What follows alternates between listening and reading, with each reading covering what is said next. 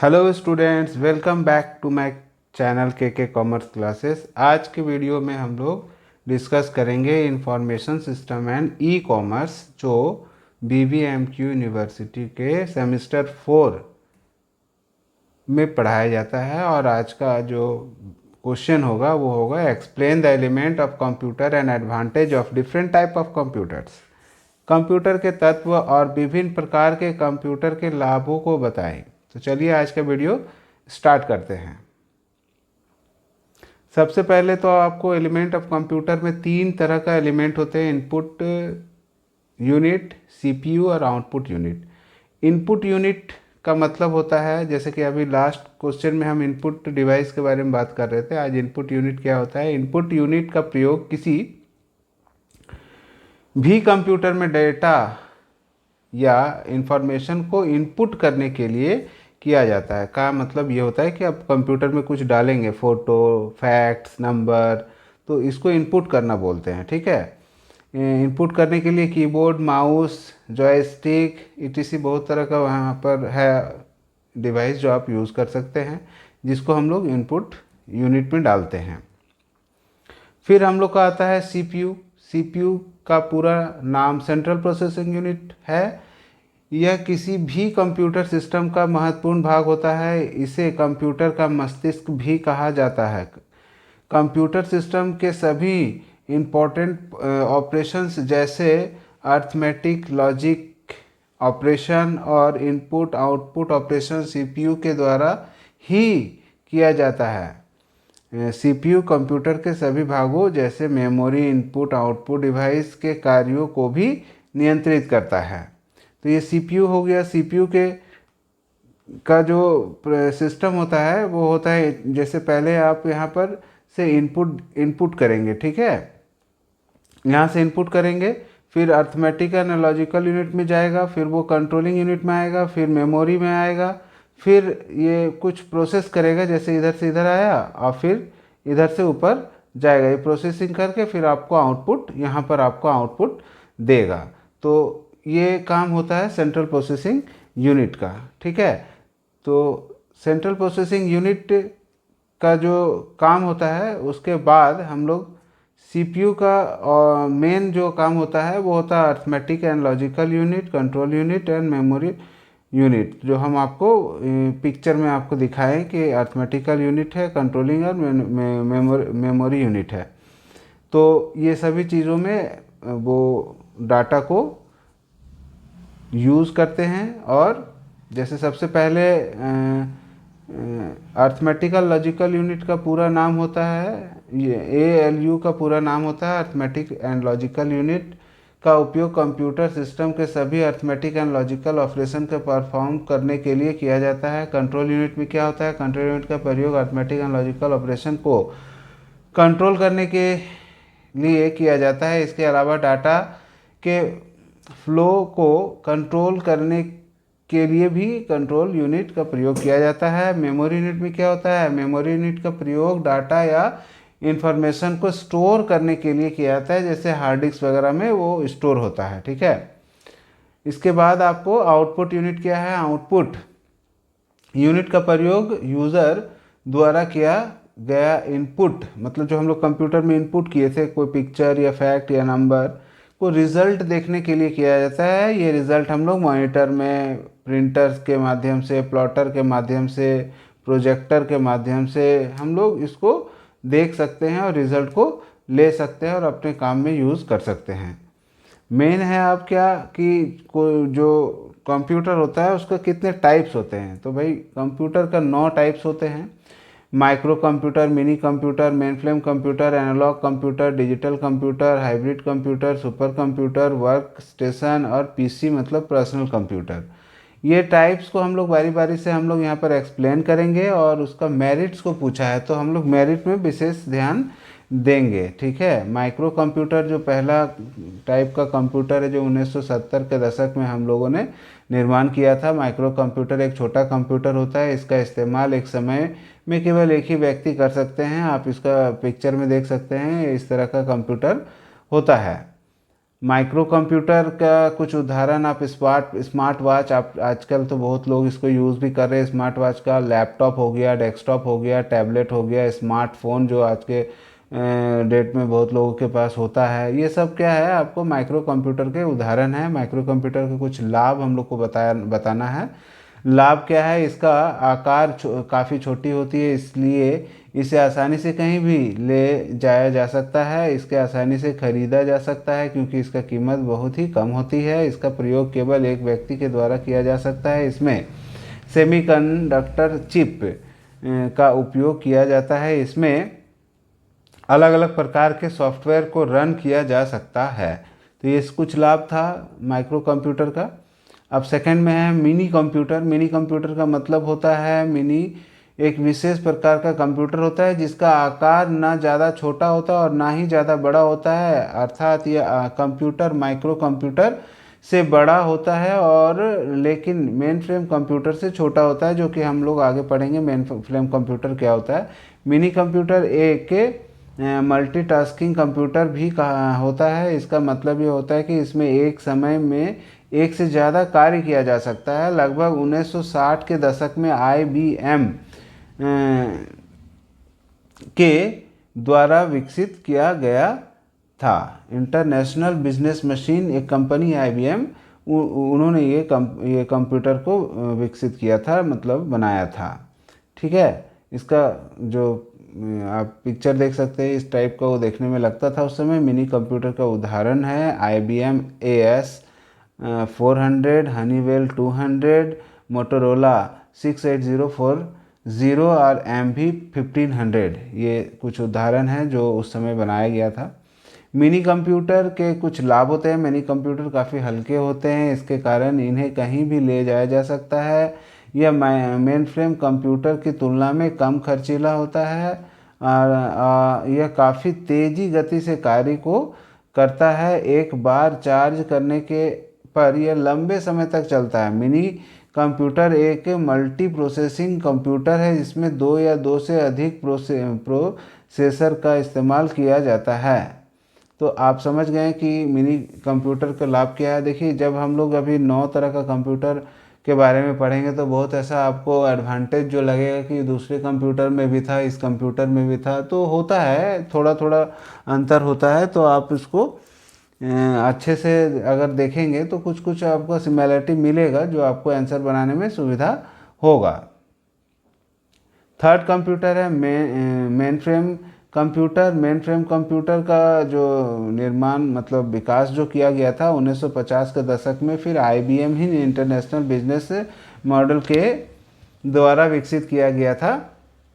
Main frame computer एक विशेष प्रकार का कंप्यूटर होता है जिसका आकार बहुत ही बड़ा होता है और इसमें बहुत बड़ी मात्रा में डाटा को स्टोर किया जा सकता है। यह बहुत ही शक्तिशाली कंप्यूटर, इसका आकार और कार्य क्षमता मिनी और माइक्रो कंप्यूटर की तुलना में अधिक होती है। मेन फ्रेम कंप्यूटर की बहुत सारे माइक्रो प्रोसेसर का इस्तेमाल किया जाता है, इसलिए इसमें डेटा का प्रोसेस करने की स्पीड बहुत ही अधिक होती है।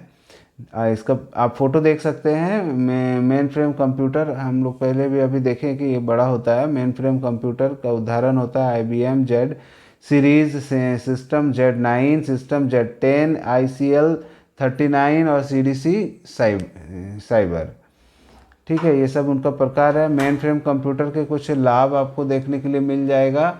ठीक है, मेन फ्रेम कंप्यूटर की सबसे बड़ी खासियत यह है कि यह बिना रुके दिन के 24 घंटे काम कर सकता है। इसकी परफॉर्मेंस काफ़ी अच्छी होती है। इसकी स्टोरेज क्षमता अधिक होती है, अर्थात यह बहुत बड़ी मात्रा में डेटा को स्टोर कर सकती है।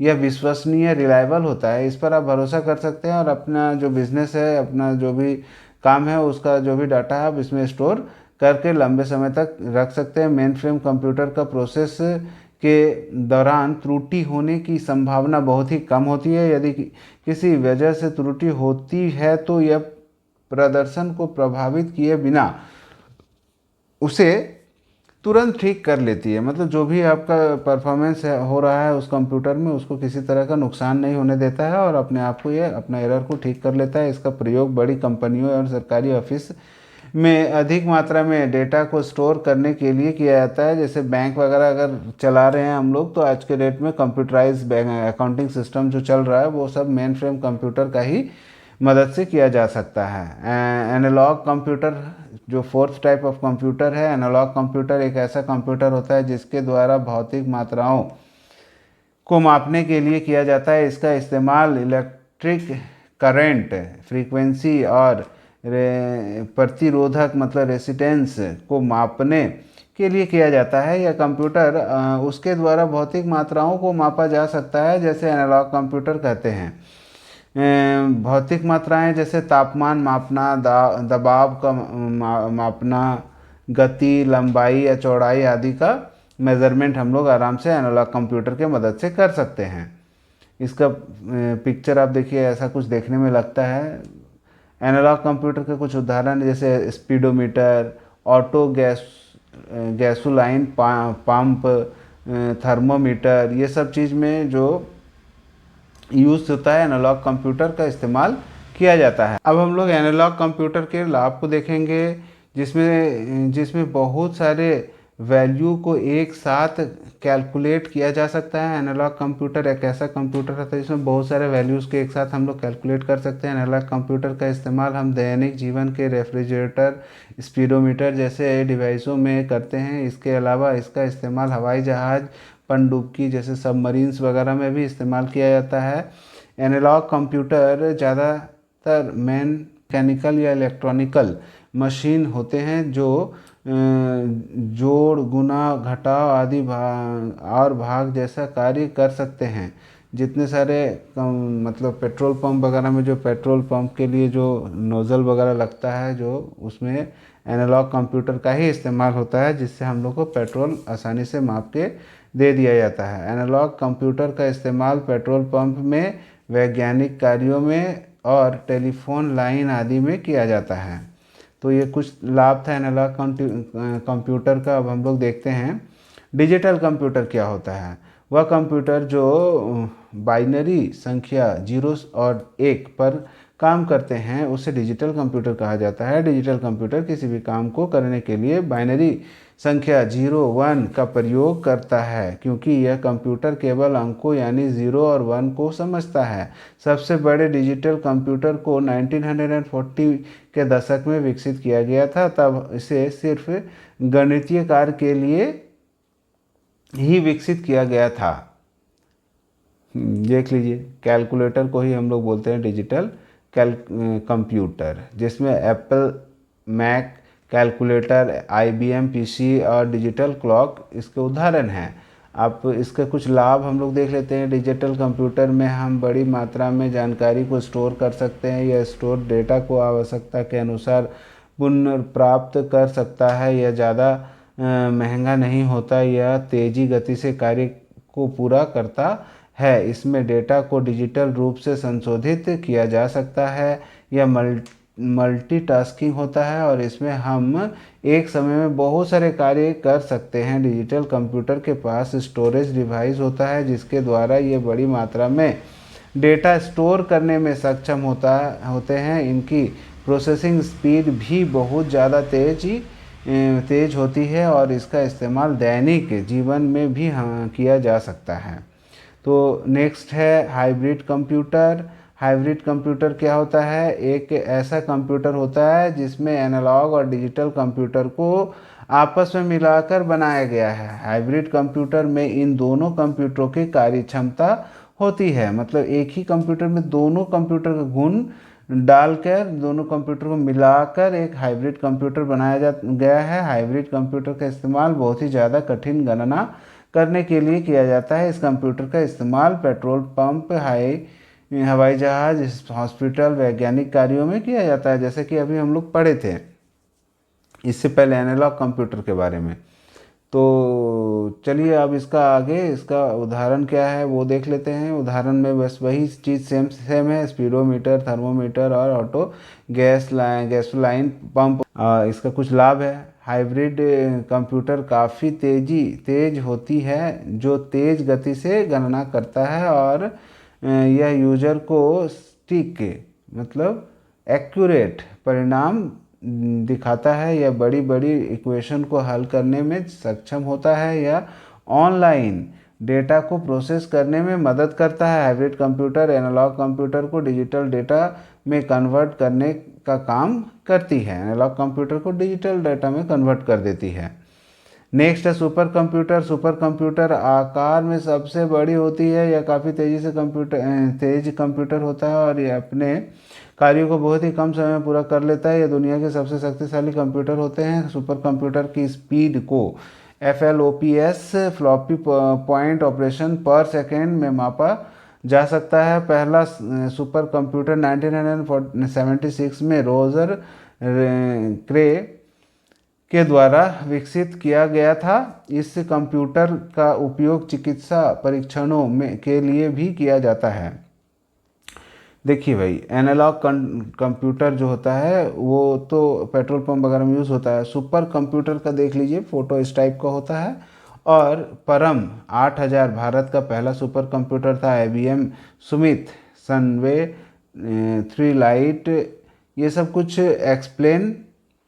एग्जाम्पल है जो आप देख सकते हैं सुपर कंप्यूटर का होता है।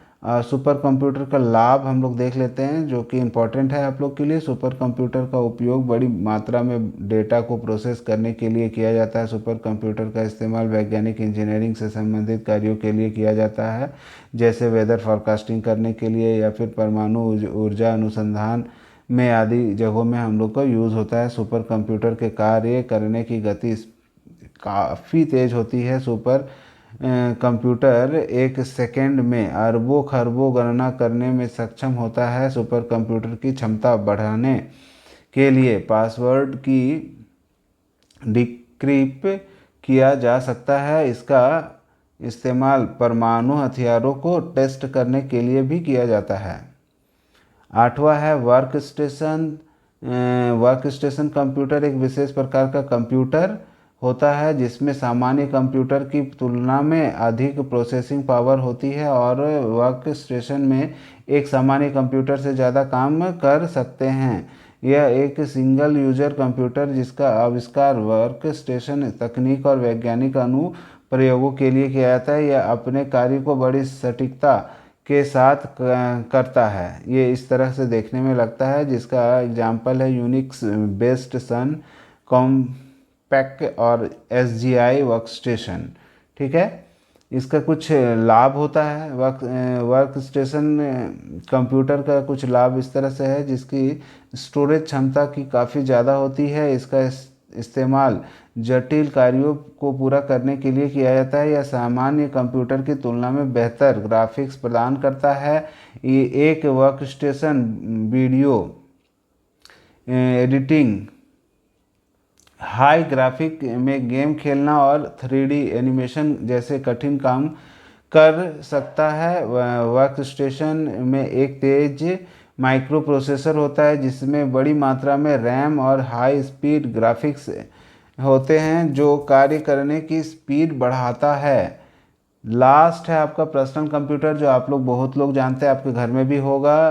पर्सनल कंप्यूटर एक छोटा और सस्ता कंप्यूटर होता है जिसका इस्तेमाल एक समय में केवल एक व्यक्ति ही कर सकते हैं। पर्सनल कंप्यूटर की सीमित संख्या सॉफ्टवेयर का इस्तेमाल किया जा सकता है। इसमें बहुत ज़्यादा सॉफ्टवेयर का यूज़ नहीं किया जा सकता है। इस कंप्यूटर का निर्माण सामान्य कार्य को पूरा करने के लिए किया जाता है। पर्सनल कंप्यूटर को माइक्रो कंप्यूटर भी कहते हैं। आप देख लीजिए, इसका फ़ोटो ऐसा होता है जिसको हम लोग desktop, notebook, tablet, smartphone all are the example of personal computer. ठीक है, लास्ट में इसका हम लोग कुछ एग्जाम्पल लाभ को देख लेते हैं। यह व्यक्तिगत उद्देश्य को पूरा करता है, जैसे मूवी देखना, ऑफिस के काम को करना। इसका आकार काफ़ी छोटा होता है। यह व्यक्तिगत उपयोग के लिए डिज़ाइन किया गया है। इसको उपयोग करना काफ़ी आसान होता है। इसे सीखना भी काफ़ी सरल होता है। इस कंप्यूटर का central processing unit, memory, input unit और आउटपुट यूनिट होता है। तो देखो भाई, ये सारा क्वेश्चन का आंसर आप इस तरह से बनाएंगे। तो ये क्वेश्चन को कैसे प्रेजेंट करेंगे वो आप लोग देख लिए। ठीक है। आपको अगर ये वीडियो यूज़फुल लगे तो आप अपना दोस्तों में ज़रूर शेयर करें, और चैनल में नए हैं तो चैनल को सब्सक्राइब करें और बेल आइकन को भी प्रेस करें, ताकि नेक्स्ट वीडियो आपको आसानी से देखने के लिए मिल जाए, खोजना ना पड़े। Thank you.